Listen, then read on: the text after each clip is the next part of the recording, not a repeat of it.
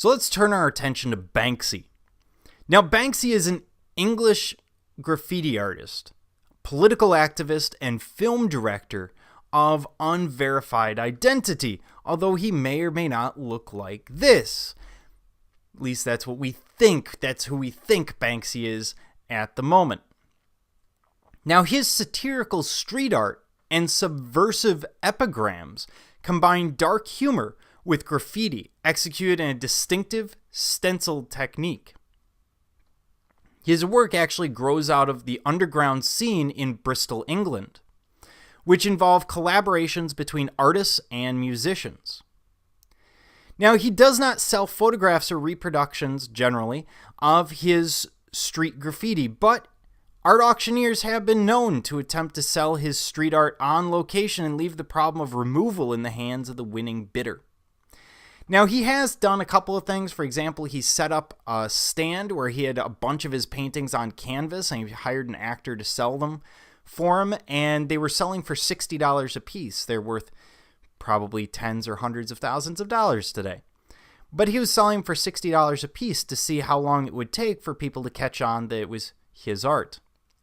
He's also famous for painting on large political forms. For example, the barrier wall in Israel, or if there is a wall built on the American-Mexican border, you can assume that you will see Banksy working on both sides of that as well. A lot of stories about him. No one really knows who he is yet. So that is still forever a mystery, but he tends to speak to sort of modern life. So all of his pieces have to be understood in the context of the time that they are created and where they are created. So we start with Follow Your Dreams. This is in 2010. Now, in May of 2010, this graffiti image appeared in a low-income area of Chinatown in Boston. And the image features a tired-looking male painter standing next to a seemingly painted-on word, Follow Your Dreams, painted in all black, and then we see canceled over the top. Now, this is a very contextual piece. In 2010, we are still in the depths, or just starting to recover from what is now known as the Great Recession.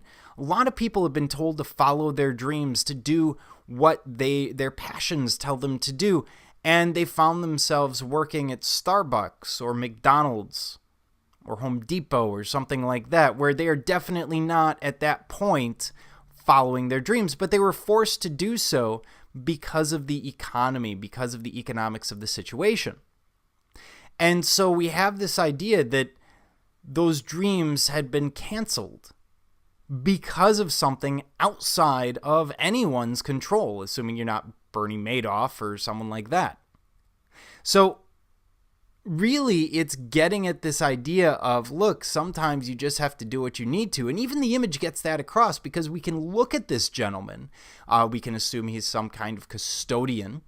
And we can assume just from his appearance, his sort of forlorn look, that he didn't get to follow his dreams. He may have wanted to be an opera singer, a piano player, an artist, rocket scientist, who knows? But he doesn't get to do that. Unfortunately, circumstances sometimes prevent it. And this is a very powerful image. It's become a powerful image because it really speaks to all of us at some level, much like the defeated boxer for the Greeks, going way back then. Because we've all been through this experience. We've all gone after a goal, and then because of something perhaps out of our control, we couldn't continue to pursue it, and we know that mental anguish that goes with that sense that we get when we go, wow, I can't get there, and now I have to find a different there. I have to find a different goal. Now, this piece has become one of Banksy's most popular works, even being produced in canvas prints and posters. Oftentimes, because these are in public places, Banksy isn't the one putting out the images. Oftentimes, it's someone else who will come by, take photos, and then put them on mugs and t-shirts and canvases and other things. So it's a very interesting way of looking at things. Now we have one other work, but it has a little bit of story in the background. So here we have Mobile Lovers. This turned up at an orphanage. So this is an orphanage. We're seeing a wooden sort of plug for this, what had been an entryway at some point, probably a piece of plywood put up there.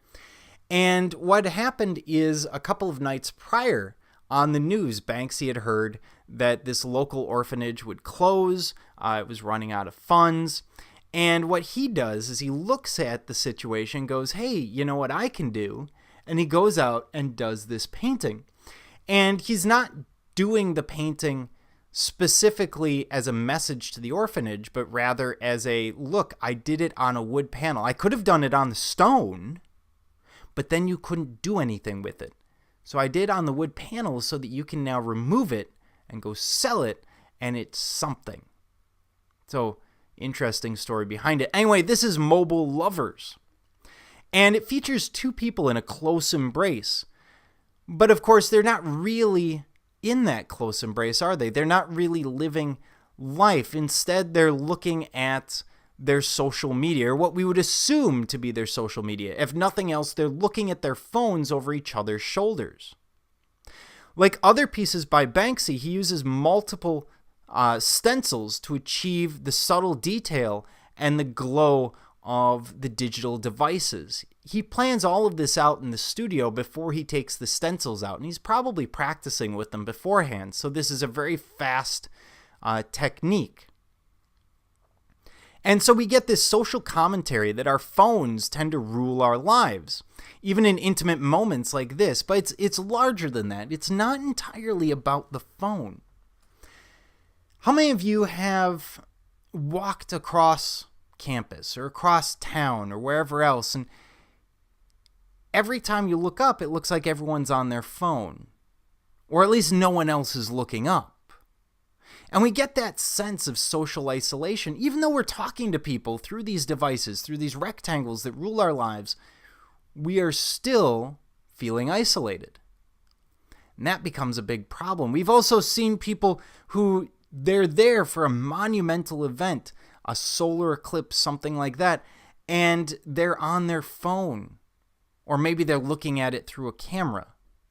Sure, they can record the image, they can record the experience, but are they actually living the experience at the moment? This is sort of the person who isn't present.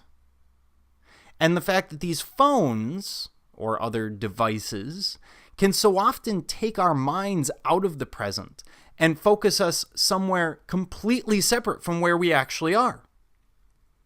So, very interesting piece by Banksy.